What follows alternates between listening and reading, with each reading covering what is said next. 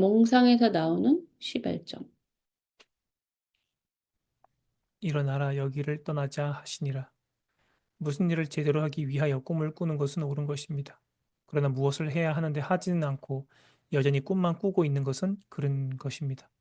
우리는 제자들이 주님의 놀라운 진리의 말씀을 들은 후 주께서 이제 들었으니 가서 그 모든 말씀을 다시 묵상하라 고 말할 것으로 기대합니다. 그러나 주님께서는 몽상을 허락치 않으셨습니다. 주께서 무엇을 원하시는지 알기 위하여 하나님께 나아갈 때 꿈이라는 것은 좋은 것입니다. 그러나 이미 주께서 우리에게 무엇을 해야 하는지 분명히 알려주셨음에도 불구하고 계속 꿈만 꾸고 있다면 이는 아주 악한 것입니다. 그러한 몽상가에게는 하나님의 축복이 절대로 임하지 않습니다. 따라서 하나님께서는 우리가 이러한 종류의 몽상에 빠지지 않도록 우리를 찌르십니다. 그래서 우리로 앉거나 머물지 않고 앞으로 나아가게 하는 것입니다. 네, 차인표 씨가 딸 두 명을 입양했잖아요.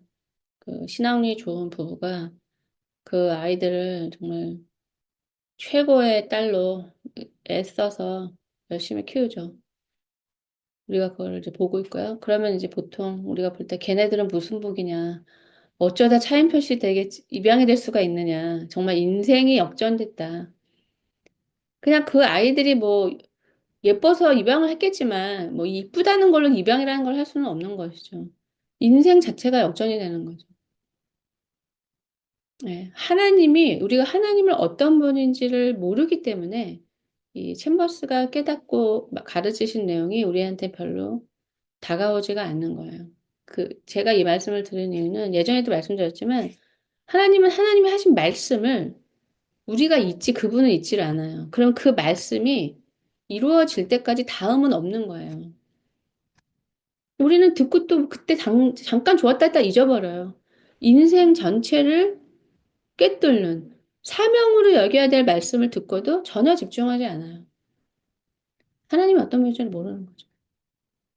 그러면서 엉뚱한 기도를 하는 거예요. 자기식으로 기도를 하는 거죠.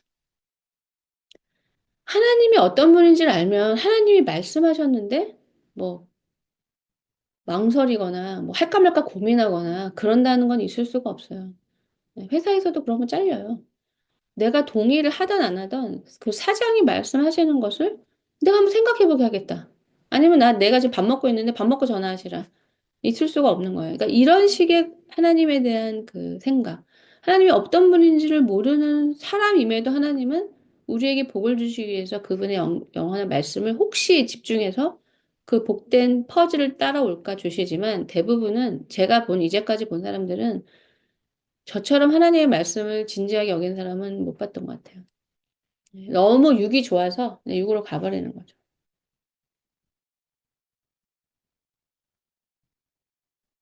이거를 잘 보세요. 하나님은 내가 20년 전에 약속했던 거, 간증 같은 거 들으시면 이런 말씀을 하시는 경우가 많아요. 자기가 뭐 언제 뭐 거의 죽을 병에 걸려서 살려주시면 주를 위해 살겠습니다. 했는데 한 20년 후에 뭐 딴 거 하다가 망해가지고 신학교 갔더니 하나님이 그때 자기가 하나님께 서원했던 걸 기억했다.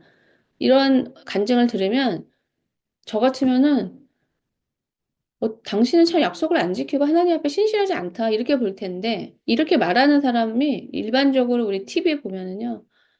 어떻게 그런 걸 다 하나님께 약속을 지키십니까? 라고 칭찬을 하더라고요. 그 자체가 하나님을 모르는 거예요. 그거 왜냐? 하나님은 지킬 수 없으니까 서원하지 말라. 하지만 서원한 것을 우리 멋대로 서원해요. 살려만 달라고. 다 드리겠다고. 지키지 못할 것을 말하죠. 근데 이미 말한 것은 하나님 앞에 그냥 제가 그때 그냥 말했어요. 지워주세요. 이렇게 안 돼요. 하나님이시기 때문에. 그래서 그 말씀을 요구하시는 거죠, 우리에게. 하나님이 우리에게 요구하시고 싶어서가 아니라 내가 그걸 말했기 때문에. 하나님은 만월의 역임을 받지 않기 때문이죠. 네, 마지막에 읽어주세요. 만일 우리가 조용히 하나님 앞에서 기다리고 있는데 하나님께서 이리 와서 따로 앉거라고 말씀하시면 그때는 하나님께서 원하시는 것이 무엇인지를 알기 위하여 묵상해야 합니다. 그러나 이미 주께서 말씀하신 후에는 몽상에 빠지지 않도록 주의해야 합니다. 이제 주님 그분을 당신의 꿈과 기쁨과 즐거움의 원천이 되게 하십시오. 주께서 말씀하신 대로 앞으로 나아가 순종하십시오. 만일 당신이 사랑에 빠져 있다면 가만히 앉아서 그 사람과 사랑하는 꿈만 꾸고 있지는 않을 것입니다. 밖으로 나가 그 사람을 위하여 뭔가를 하게 될 것입니다. 이것이 바로 예수 그리스도께서 우리에게 원하시는 것입니다. 하나님께서 말씀하신 후에도 계속 몽상만 하고 있다면 이는 하나님을 신뢰하지 않고 있다는 증거입니다. 약간 좀 다르게 말씀을 드린다면은, 제 경험을 통해서, 신앙은 모두 하나님에 대한 거예요. 하나님이 우리에게 도전하게 하시고, 모험을 하게 하시고, 우리의 틀을 계속 깨게 하시는 이유는 하나님의 위대함을 알려주시기 위해서예요. 그 하나님의 그 우주보다도 크신 그분에 대한 지식을 머그컵 하나에 머물고서 하나님이 이렇게 동그래. 내 손바닥보다 작아. 라고 하면서 하나님을 모욕하고 무례하게 굴고 만홀히 여기는 그 상태를 하나님은 견디실 수가 없어요. 구원의 목적이, 창조의 목적이 하나님을 인간이 찬양하게 하기 위함이에요. 뭘 찬양하기 위해서 노래하는 게 찬양이 아니죠. 그분이 어떤 분이신지를 알면 알수록 우리가 놀라고 찬송하고 위대하게 여기면 우리가 경배하고 그분을 알아야지 되는 일인 거죠. 그러니까 내가 원하는 거, 내가 하고 싶은 거를 계속 주장하시면 구원의 길에 아무리 교회 안에 말씀을 듣고 배우고 해도 안 돼요, 그거는. 신앙을 정말 제대로 가시려면, 낭비 안 하시려면 하나님이 뭘 원하시는지를 아는 것이 제일인데, 제일 안 돼요. 제일 안 되는 게 아니라 이제 회개가 안 되는 거죠. 그냥 끝까지 자기가 원하는 거예요. 어떡하든지 어떤 틈새를 넣어서라도 자기가 원하는 걸 하나씩 넣어요. 이게 세상이잖아요. 그러면 점점 어떻게 되느냐? 점점 하나님과 멀어질 수밖에 없죠. 왜냐하면 영이 병들기 시작하는 거죠. 그러니까 우리나라에 지금 많은 교회에서 복음을 듣기가 어려운 이유는 그들이 하나님을 알기를 멈췄기 때문이에요. 그냥 본인들이 가졌던 틀, 20가지 틀 중에서 계속 몇십 년 동안 똑같은 틀을 기계적으로 반복하면서 들으면 지겨운, 다 아는 얘기. 새로운 하나님과의 교제에서 나오는 생명을 말해주지 못하는 거죠. 그래서 죽은 기독교가 되는 거예요. 네, 하나님은 우리에게, 어, 우리가 원하는 걸 해주고 싶어 하세요. 좋으신 아버지처럼. 하지만, 정말 우리가 하나님을 안다면, 하나님에 대해서 궁금해져요. 마치 우리가 공부에 빠지고, 연구에 빠지고, 예술에 빠지는 것 이상으로. 그러면, 하나님에 대해서 아시고 싶으면, 내 맘대로 해서는 안 되겠죠. 최소한 하나님은 어떻게 하실까? 하나님은 어떤 식을 원하실까? 그리고 항상 제가 이 삶이, 저는 이게 좋아요, 이 삶이. 근데 와 보니까 이게 만만치가 않고, 정말 올인해도 될까 말까라는 걸 제가 알고 나서 이걸 전한다는 건 되게 어려운 일이고, 내가 못 전하겠다. 그냥 나는 내 발자국에는 안 비자. 이렇게 하다 보니까 조금씩 사람들이 뭐 관심도 갖고 전하게 됐는데, 음, 먼저 간 사람의 입장에서 정말 가지지 않을 것 같은 행동을 너무 많이 한다는 거죠. 예. 신앙의 길에서는 이 세상에서 줄 수 없는 생명, 평안, 안정감, 기쁨. 그 다음에, 정말 신기한 거는 저는 굉장히 슬프고 우울하고 힘들어요, 사는 게. 제 정서가. 너무 예민하기 때문에. 그리고 세상을 보면 슬픈 게 많아요. 제 눈에는.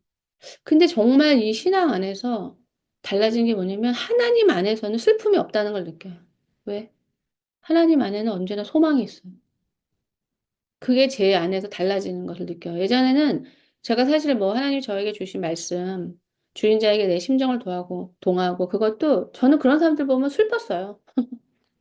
그러니까 기본적으로 긍휼을 타고난 거죠. 이렇게 힘들어하는 사람, 불쌍한 사람, 괴로워하는 사람들 보면 제가 슬퍼서 그 일을 하고 싶었어요. 근데 실제로 그 일을 이제 주신 말씀을 따라 하다 보니까 그냥 사람을 뭐 위로하고 잘해주는 정도가 아니라 이거는 영적 전쟁이고 네, 마귀랑의 싸움이라는 걸 이제 나중에 알게 됐죠. 네, 그런데 저에게도 이제 구원이 내 눈에는 슬픈 게 많이 보이지만 하나님 안에는 그 모든 게 소망이 될 수 있다는 걸 경험했다는 거. 하나님이 다 하실 수 있으니까. 오늘 이번 주 오스왈드 챔버스의 주제는 하나님이 어떤 분이신가. 잘 모르시겠죠? 그러니까 제가 생각했던 기준이 있어요. 적어도 나보다 낫다고 생각하셔야 돼요. 적어도 여러분 자신보다는 지혜롭고, 여러분 자신보다는 선하고, 여러분 자신보다는 너그러워요. 근데 우리는 우리보다도 못하게 생각해요. 그냥 마귀가 있기 때문에.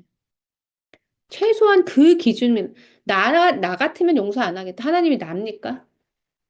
하나님이 내가 아니니까 나는 용서가 안 돼도 하나님은 나보다는 나으시니까 용서하실 수 있겠다. 이렇게, 이 정도는 생각해야 되는 거 아니에요? 나도 못하는데 뭐 하나님이 하겠어? 이것만큼 하나님을 모욕하는 말이 없어요. 하나님에 대해서 기대가 없다는 건 모욕하는 거예요. 불신이니까.